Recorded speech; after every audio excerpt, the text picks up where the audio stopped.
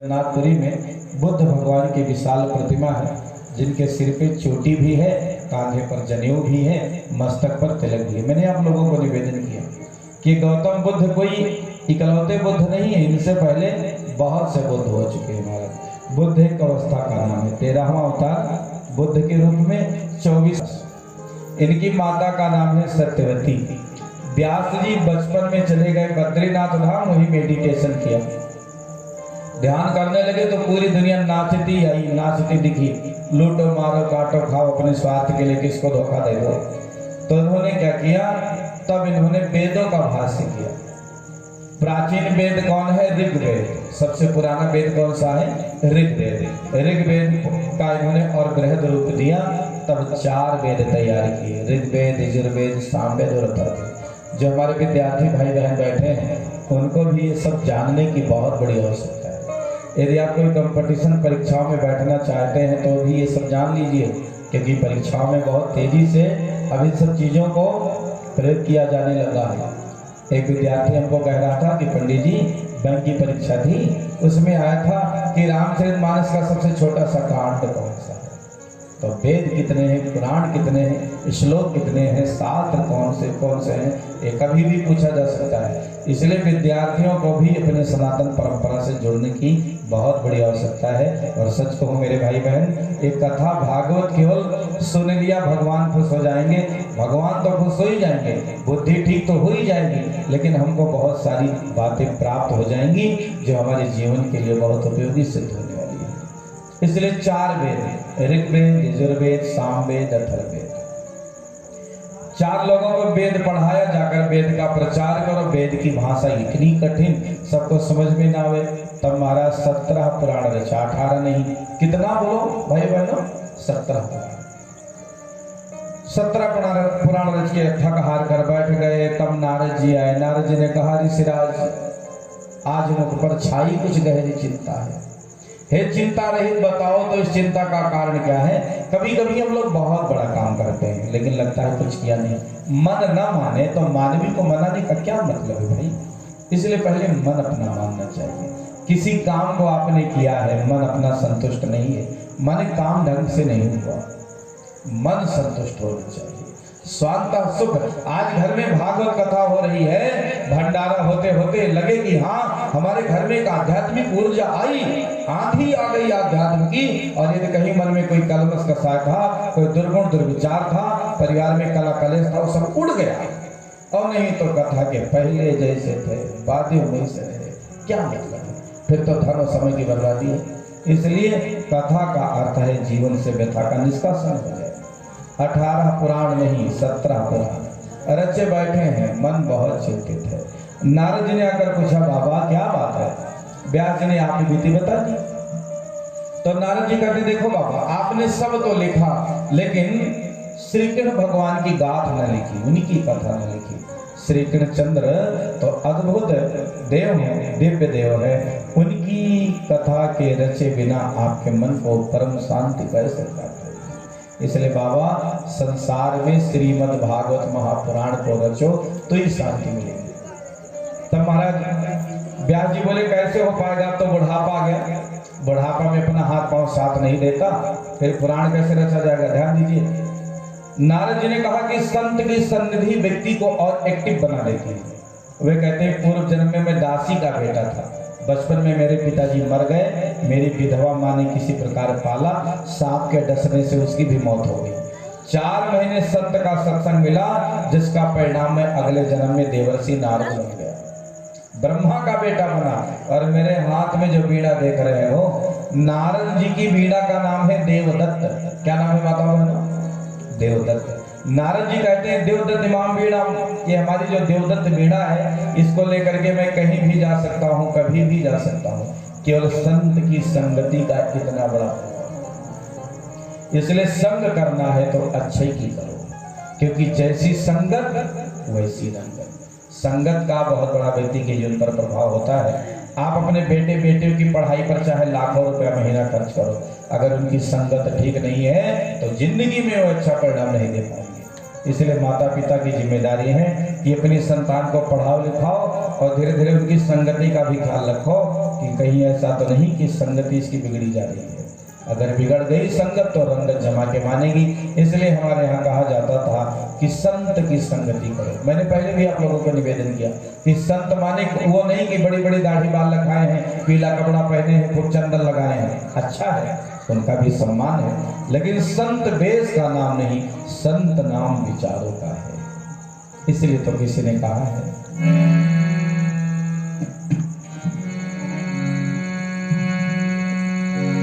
संतन के संग लागे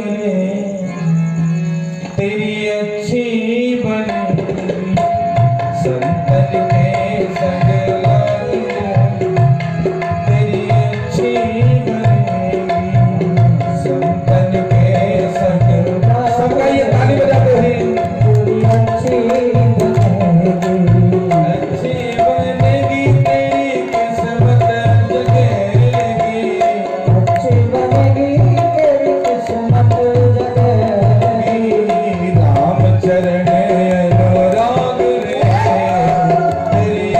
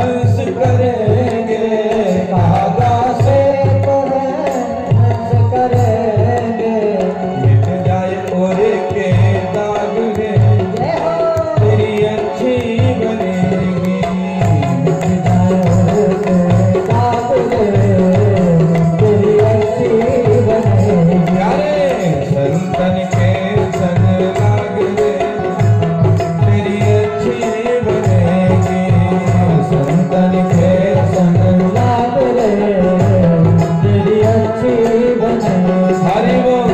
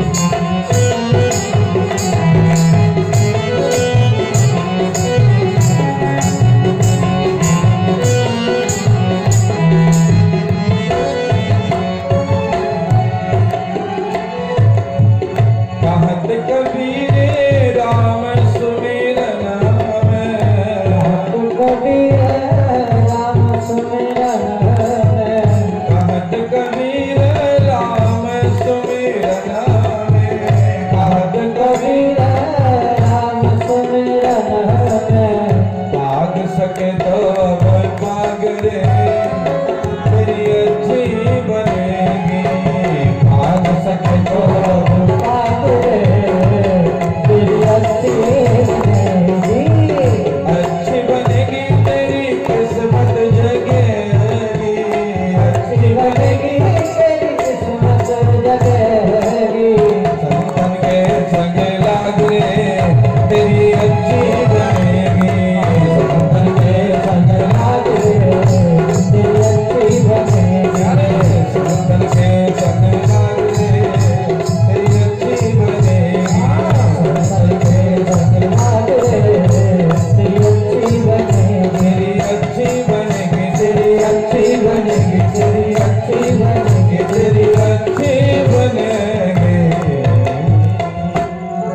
नारद जी ने 4 श्लोकों में महर्षि वेदव्यास जी को श्रीमद् भागवत महापुराण श्रवण कराया है।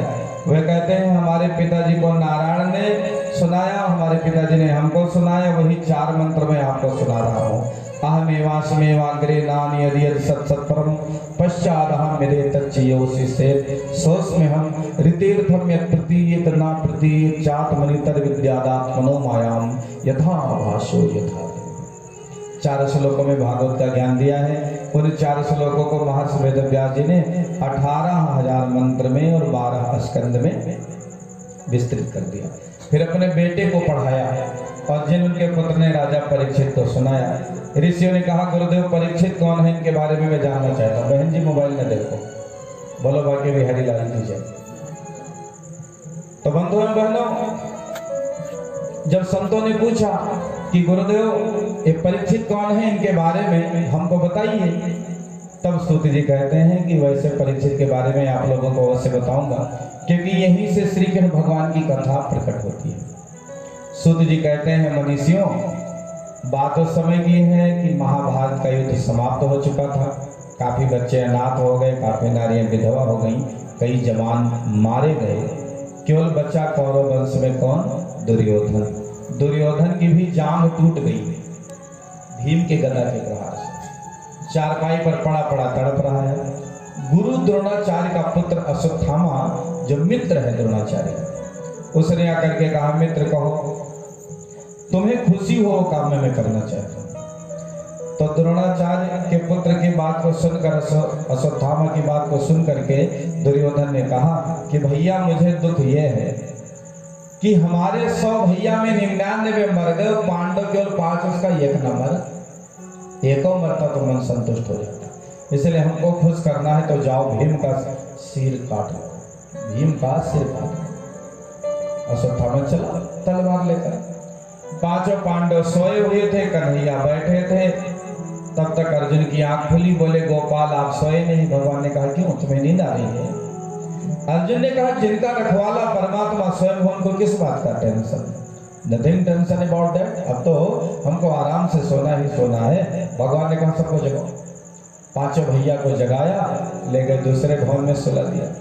5 पांडव का बिस्तर खाली, आकर के उनके बेटे लेट गए। पुत्र में बाप की आत्मा बसती है। 5 पांडव के बेटे जवान थे, बिल्कुल देखने में बाप की तरह लगते थे। अश्वत्थामा पहुंचा, 5 पांडव को बेटों को देखा, उसको लगा पांडव सो रहे हैं। 5 का मस्तक धड़ से लेकर दिया, सिर काट के गठरिया बना के और दुर्योधन के पास पहुंचा।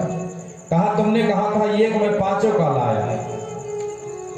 सोचने लगा दुर्योधन का तो माथा चकरा गया कि हम 100 भाई मिलकर जिनका कुछ न बिगाड़ पाए, ये अकेले कैसे ये कर सकता है। कहा भीम का सिर हमको दो, तो भीम के बेटे का दे दिया।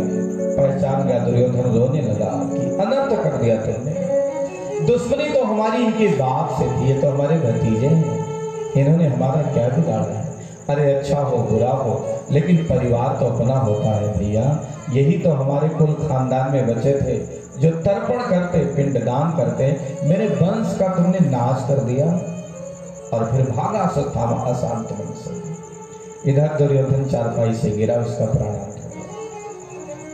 5 पांडव के बेटे मारे गए। द्रौपदी ने आकर के बेटों को मरा देखा।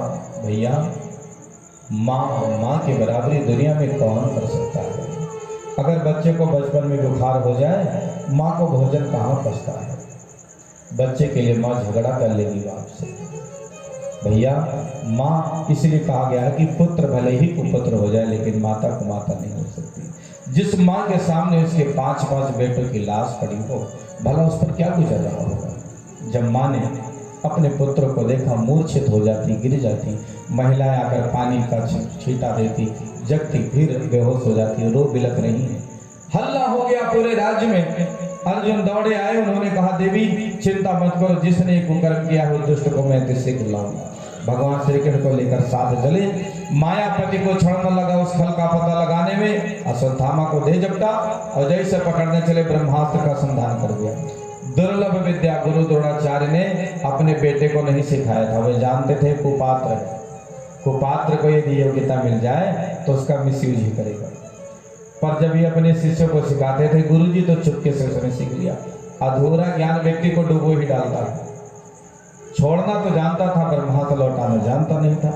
ब्रह्मास्त्र का संधान कर दिया, और जैसे ब्रह्मास्त्र का संधान हुआ अंतरिक्ष में गड़गड़ाहट के साथ चला ब्रह्मास्त्र। अर्जुन तो घबरा गए, भगवान श्री कृष्ण का चरण पकड़कर लौट गए। महाराज कृष्ण कृष्ण महाबाहो भक्तानां भयंकर तमेको दहमाना मपवर्गोस संस्कृते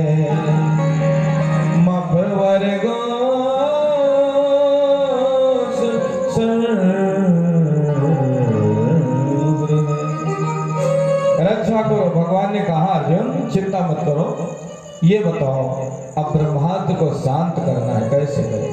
हमारी माता बहने बताओ, आप जंगल में गई हो, पाँव में कांटा गड़ जाए तो कैसे निकालोगी? बोलो माता बहन, जंगल में घूमने जाओ और पाँव में कांटा धंस जाए तो कांटा कैसे निकालोगी? बताओ। अगर कहीं जंगल में घूमने गई हो आप लोग, पैर में कांटा चुभ हो जाए कैसे निकलेगा? लो, अब इतनी सरल बात है, इसके लिए भी इतना सोचो। जंगल में सुई तो मिलेगी नहीं, कांटा मिलेगा, तो कांटा को कांटा से निकालना पड़ेगा। यहाँ से पढ़े लिखे समझदार लोग बैठे हैं, जब किसी को सांप डसता है अथवा बिच्छू डंक मारे तो डॉक्टर साहब इंजेक्शन में जहर ही लगाते हैं, क्योंकि जहर को काटता है। इसीलिए जब पक्का हो जाता है कि सांप ही काटा तभी इंजेक्शन देते हैं, नहीं तो उसका साइड इफेक्ट आ जाए। जहर को काटता है, लोहा लोहे को काटता है। इसलिए आज भगवान ने कहा अर्जुन, यदि इसके ब्रह्मास्त्र को शांत करना है तुम ही संधान कर दो।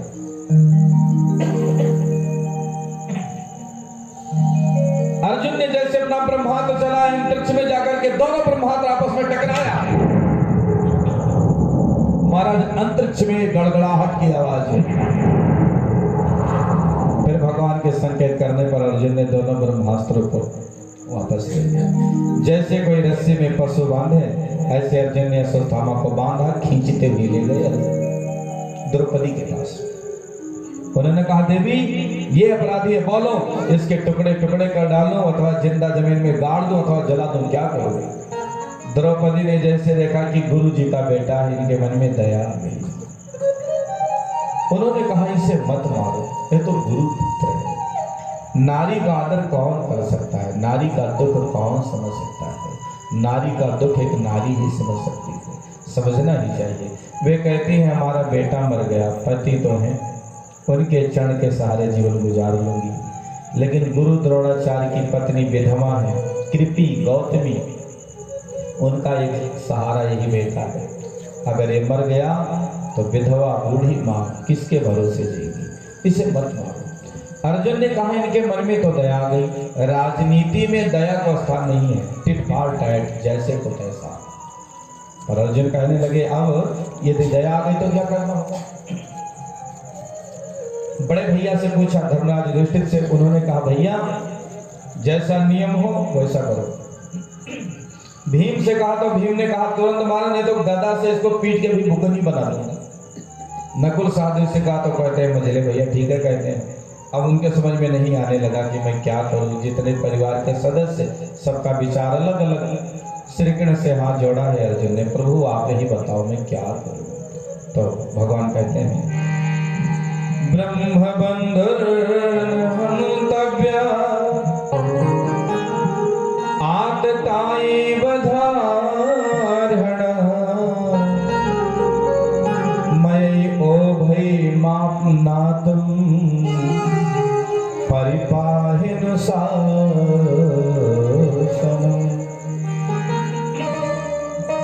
ब्रह्म बंधुर्हन्तव्य आतताई बधार्हण, ये ब्राह्मण पुत्र है, गुरु पुत्र है, इसलिए इसको मत मारो। ब्रह्म बंधुर न हन्तव्य, आतताई बधार्हण, आतताई का तो वध ही कर देना चाहिए। ये ब्राह्मण पुत्र है, गुरु जी का बेटा है, इसलिए इसको मारो मत। ये आतताई है इसलिए इसको छोड़ो मत, इसको मारो भी ना, इसको छोड़ो भी ना, और इसको मारो भी, इसको छोड़ो भी। अर्जुन ने कहा हद है। एक ही आदमी है, उस पर इतनी धारा लगा रहे हो कि मार भी दो छोड़ भी दो। अब ऐसे कैसे होगा न्यायाधीश जी, आपकी फैसला का कैसे पालन होगा? तो भगवान कहते हैं मौत कितने प्रकार की होती है, ध्यान दो। समाज में किसी आदमी का बहुत आदर है, उसी समाज में इसकी बेइज्जती कर दो तो मरे बराबर हो गया कि नहीं हो? कहते हैं सम्मान की जिंदगी एक दिन की बहुत है, और बेइज्जती करवा के जिंदा रहने तो मौत दे दे भगवान तो अच्छा। बेइज्जत होकर जीने से अच्छा तो मरना है। जिस समाज में इतना आदर था उसी में बेइज्जती होगी। तो भगवान ने कहा कि ब्राह्मण का सबसे बड़ा तेज होता है उसका ब्रह्म तेज। ब्रह्म तेज इसका नष्ट कर दो। तो उसका तेज जो मणि थी खींच लिया, आधी दाढ़ी बनवा दी, आधी मूछ बनवा दी, चूना गेरू पतवा दिया, सीपोकार पर बैठा बाहर कर दिया। सीपोकार का नाम सुना है? भट्टा गांव मेरे में 4 बजे छत पर खड़े हो सीपो होता है तो बाहर कर दिया। अश्वत्थामा को तो पांडवों का शुक्रगुजार होना चाहिए कि काम किया था मार डालने का, पर हमें बेइज्जत करके छोड़ दिया। लेकिन जाके जय स्वभाव जाए न जीव से, स्वभाव आदमी का कैसे जाता है। भगवान रथ पर बैठने जाते थे, रथ ऐसे पकड़ा था, हत्था एक पांव रखा था। उधर अश्वत्थामा ने सोचा मैं भी पांडवों के कुल में दिया जलाने वाला नहीं रखूंगा। सोचने लगा कि पांडव के 5 बेटों को तो मार ही डाला। अर्जुन का बेटा अभिमन्यु जब चक्रव्यूह के युद्ध में गया था तो उसकी पत्नी उत्तरा को गर्भ था। उसका बच्चा यदि मर जाए तो पांडव के कुल में कोई न रहे। फिर उसने ब्रह्मास्त्र चला। अब ब्रह्मास्त्र जाकर के उत्तरा के गर्भ को जलाने लगा। उत्तरा तड़प पड़ी, दौड़ करके परमात्मा से का चरण पकड़ के रोने लगी, महाराज पाहि पाहि महायोगी देव देव जगतपते नान्यं त्वद्भयं पश्ये यत्र मृत्युः परस्परम्। पाहि पाहि महायोगिन देव देव जगतपते, प्रभु रक्षा करो। मेरे प्राण चले जाए इसकी मुझे चिंता नहीं, लेकिन मेरी संतान बचनी चाहिए। भगवान समझ गए कि ये अश्वत्थामा की कुछ चाल है।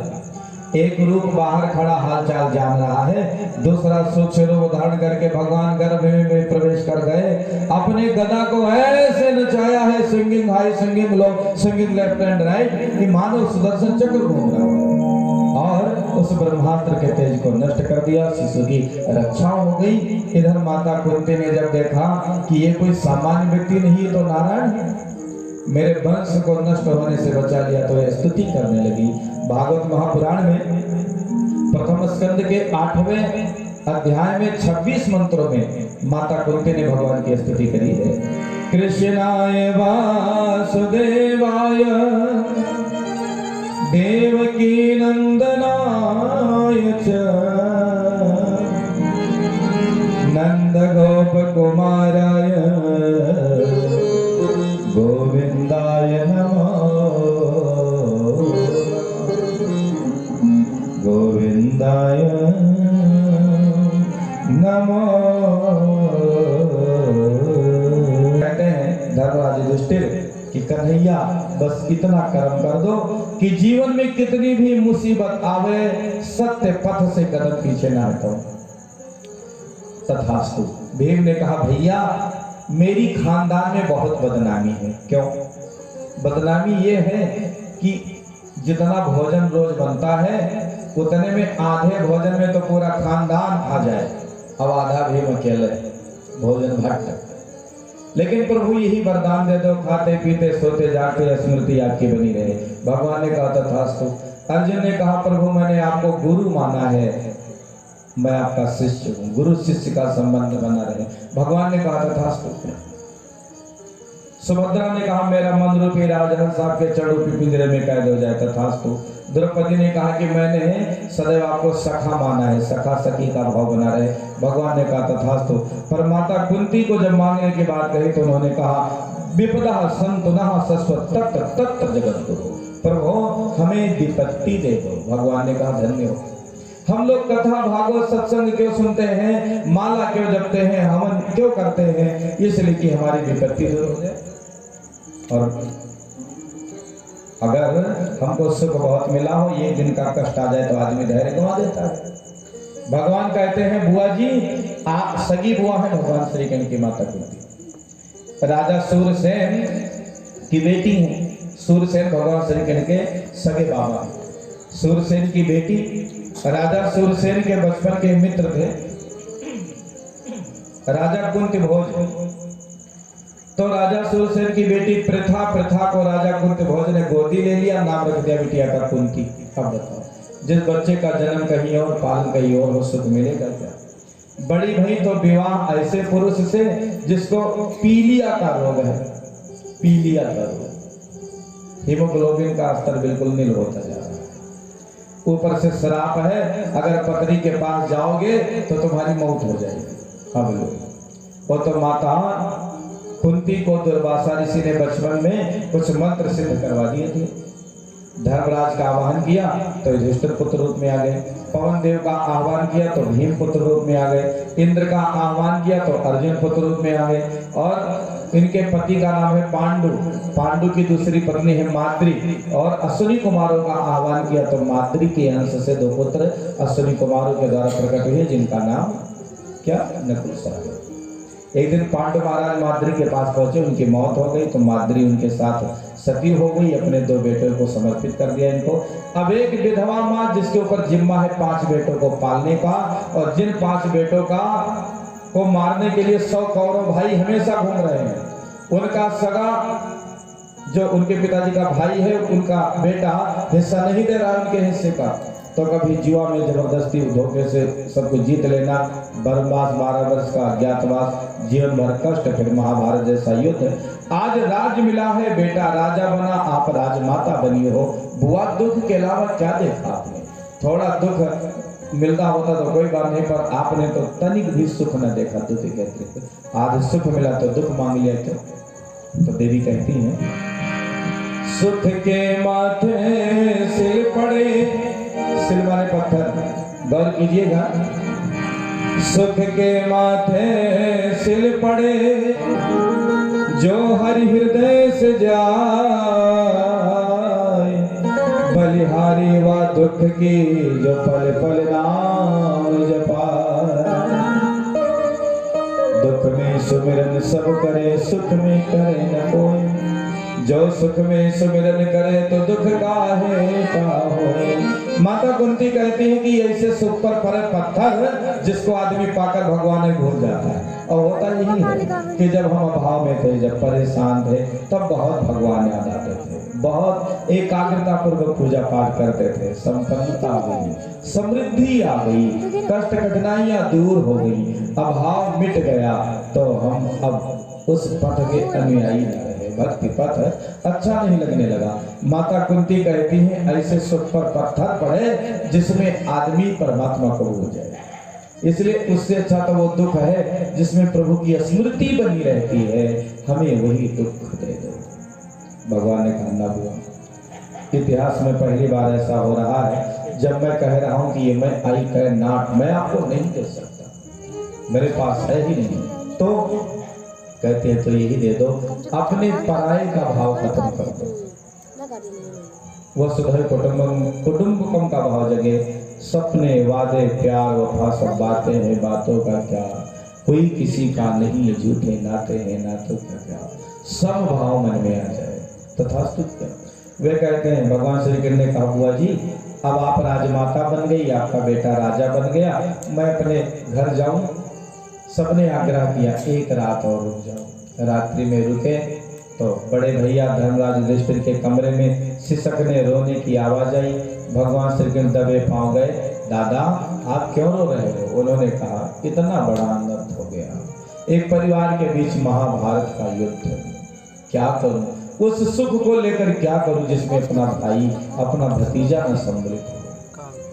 भगवान समझ गए कि कुरुक्षेत्र के मैदान में अर्जुन मोहग्रस्त हो गए थे, आज ये हो गए। गीता का उपदेश दिया, अर्जुन के अंदर तो जागृति आ गई, लेकिन उस भगवत गीता को सुन करके धर्मराज युधिष्ठिर के अंदर जागृति नहीं आई। क्यों? इसलिए नहीं आई कि बात कितनी महत्वपूर्ण ही क्यों ना हो, यदि कहने वाले के प्रति आपकी श्रद्धा भावना नहीं है तो उसके द्वारा कही गई किसी बात का कोई प्रभाव नहीं पड़ेगा। अर्जुन गुरु मानते थे भगवान श्री कृष्ण को, इसलिए गीता का ज्ञान उनके अंदर उतरा, लेकिन धर्मराज युधिष्ठिर अपना छोटा भैया मानते थे। मैंने कल भी निवेदन किया था कि कभी कभी महत्वपूर्ण चीजें हम लोग इसलिए गंवा देते हैं कि हमसे छोटा ही है क्या जाने, लेकिन नहीं भैया, ज्ञान उम्र का गुलाम नहीं होता। छोटी उम्र वाले व्यक्ति के पास भी अद्भुत चीजें, विचार मेरे मुंह इनका, क्योंकि इनका बहुत श्रद्धा भाव है तो प्रभाव पड़ेगा। सिखाओ, मुस्कुराने लगे, हिचकियों में रोने लगे। पितामह कहते हैं धन्य हो कन्हैया, करने कराने वाले तो सब आप हो, पर श्रेय दे देते हो। ठीक है, पांडव को कहा बेटा देखो तुमको कितना दुख उठाना पड़ा, सत्य है परेशान हो सकता है पर परास्त नहीं, तुमको विजय श्री प्राप्त हुई। पर बेटा ध्यान दो, गृहस्थ को कभी आलसी नहीं होना चाहिए। यदि हमारे जीवन में आलसी आ गई तो समझना कि अब हम पूर्ण विराम की ओर गए, माने जितना प्राप्त है उतने फुल स्टॉप लग जाएगा। इसलिए जो प्राप्त हो जाए अच्छा है। यहाँ हम एक तड़प अशांति की बात नहीं कर रहे हैं, हम यहाँ पुरुषार्थ की चर्चा कर रहे हैं। जो प्राप्त है वो पर्याप्त है, लेकिन हमें कर्म करते रहना है। भगवान श्री कृष्ण कहते हैं मैं जगत का मालिक हूँ, मुझे कुछ करना शेष नहीं, फिर भी मैं करता हूँ। कहीं हमारे अनुयायी ये ना कहें कि मेरा प्रभु नहीं करता तो मैं क्यों। इसलिए हमारी माता बहनें बैठी हैं जिनकी घर में बहुएं काम करने वाली हों, उनकी भी जिम्मेदारी है। बहू रोटी सेके तो आप चली जाओ बेलन लेकर रोटी बेले लाओ। इससे थोड़ा व्यक्ति के अंदर एक मानसिक जुड़ाव होता है। बहू को लगेगा कि अम्मा को हमारे प्रति बहुत प्रेम है, और व्यक्ति के अंदर क्या है, एक भावनात्मक जुड़ाव होना चाहिए। हर व्यक्ति को कुछ ना कुछ करना चाहिए। ध्यान रहे, रोगी वही है जो कुछ नहीं करता। यही कारण है कि जो एक्टिव है वो लंबे समय तक चलता है। और जो आप बड़े बड़े घरों में देखें, बड़ा आदमी कौन, कहते भैया वो बहुत बड़े आदमी है, कहा है वो कुछ नहीं करता। अब लोग जो कुछ ना करो बड़ा आदमी है कि वो हिलाल है। इसलिए चाहे जितने बड़े हो जाओ, कुछ ना कुछ तो करते रहना चाहिए ही। घर में बाल बच्चों के काम में थोड़ा हाथ बंटवा लेंगे, अपने देह का भी व्यायाम हो जाएगा और एक्टिविटी हमारे शरीर की बनी रहेगी। आलस्य से दूर रहना है।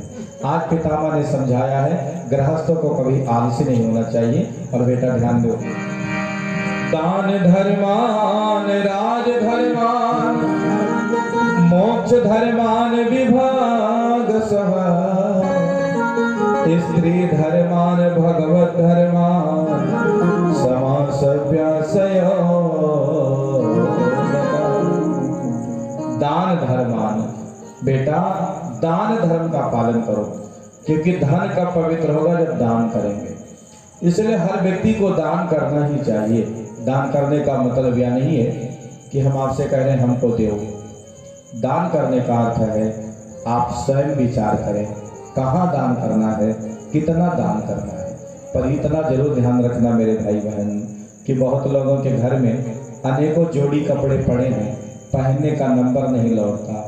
और उसी समाज में ऐसे लोग हैं जिनके पास एक जोड़ी भी शुद्ध कपड़ा नहीं है। इसलिए नया ना दे पाओ, अपना पुराना एक जोड़ी कपड़ा उठाकर किसी गरीब को दे दिया, दान हो गया। किसी भूखे को भोजन करा दिया, दान हो गया। किसी गरीब आदमी के बिटिया, अगर आपके पास पैसा बहुत है, गरीब आदमी के बिटिया के ब्याह में मदद कर दो, सीधे भगवान के खाता में लिख गया। पर वो हम लोग कहाँ करते हैं, 200 रुपया का खाएंगे और 20 रुपया दर्जी लिखाए भाग लेते हैं लोग।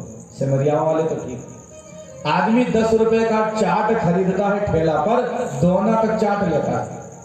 आप सब समझदार लोग हैं, देखते हैं कि 10 रुपए का चाट खरीदेंगे ठेला पर, वो दोना चाट लेंगे और वही किसी आदमी के यहाँ बेटी के ब्याह में जाएंगे, पहले बफर वाले प्लेट पे इतना भर लेंगे और थोड़ा जूठा करके रख के चले आएंगे। एक बेटी का बाप कितनी मेहनत करके व्यवस्था जुटाता है बेचारा, और हम पहुंच करके वहां गंदगी फैला रहे हैं। इसलिए उतना ही ले थाली में कि व्यर्थ न जाए नाली में। किस किस मुसीबत में झेल करके उधार लेकर के कैसे क्या करके व्यक्ति व्यवस्था बनाता है, और हम पहुंचे लाद लिए प्लेट में पटक के चले आएंगे। तो छीछा लेदर करने से अच्छा है उतने लोग अब काहे छीछा लेदर करते हैं, अपना पैसा नहीं लगा है, और जहाँ पैसा लगाते हैं वहाँ तो पत्ता तक चाट लेते हैं। इसलिए हमें दान करना है, तो गरीब आदमी के बिटिया के ब्याह में डायरी मत देखो। अगर आपके घरों 20 रुपया दे गया है, हो सकता है उसके ना व्यवस्था नहीं हो, आप उसको यदि अधिक दे देंगे, बहुत बड़ी कृपा ईश्वर की प्रार्थना। हमें उससे सिंपैथी नहीं दिखानी है, हमें ईश्वर ने जिस लिए भेजा है, औरों के हित जो जीता है, औरों के हित जो मरता है, उसका हर आंसू रामायण प्रत्येक कर्म गीता है। पीड़ित मानवता की सेवा ही सच्ची ईश्वर भक्ति है, सेवा है सच्ची पूजा, सेवा सत्संग है। तो भैया अगर धन को पवित्र करना है तो दान करना पड़ेगा। तन पवित्र सेवा किए, अगर देह को पवित्र करना है तो सेवा करें। हमारी माताएं बहनें बतावें, हमारी कितनी माताओं बहनों की सास जिंदा है अभी, सवेरे डालो, कोई सास नहीं है, तो जिनकी सास है उनकी खूब सेवा करो। बहू को चाहिए कम से कम हफ्ता में एक दिन सास पर काम लगाओ, हाथ दबाओ, पांव दबाओ, पीठ दबाओ। अब नई बहुरियों को मैं देखता हूँ टेलीविजन पर देखकर माँ योगा व्यायाम करते हैं, ये करने की जरूरत नहीं है। सास का पांव दबा दो, तुम्हारे पूरे देह का व्यायाम हो गया, सास का भी व्यायाम हो गया।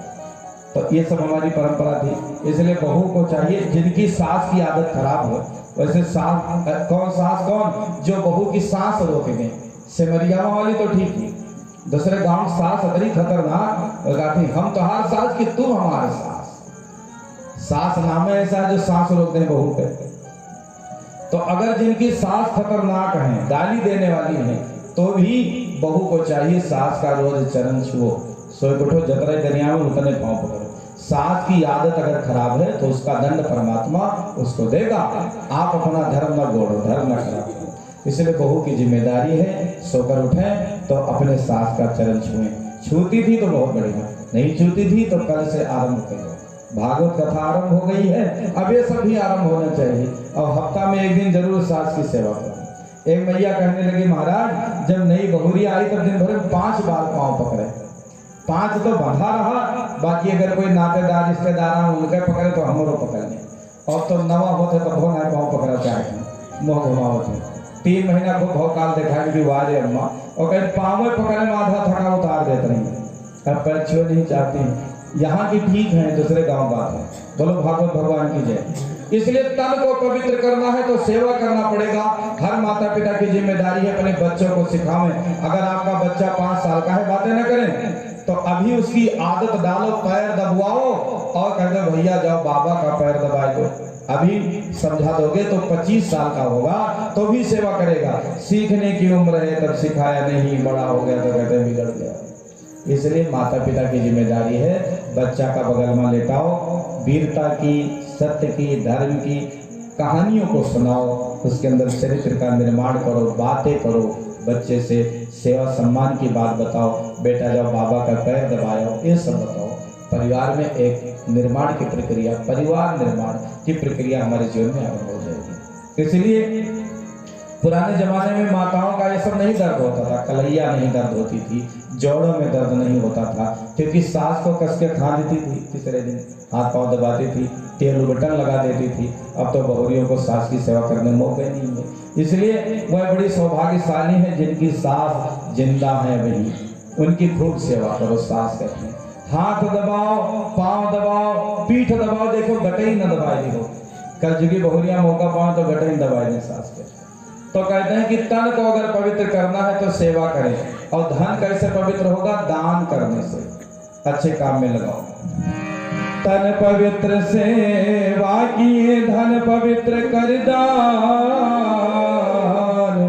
मन पवित्र हरि भजन सो होत त्रिविधे कल्याण। तन पवित्र होगा, बड़ों की सेवा करेंगे, बच्चों को सिखाओ सवेरे उठकर माता पिता का पैर छुएं। यहाँ कितने हमारे भाई हैं जो रोज सवेरे उठकर माता पिता का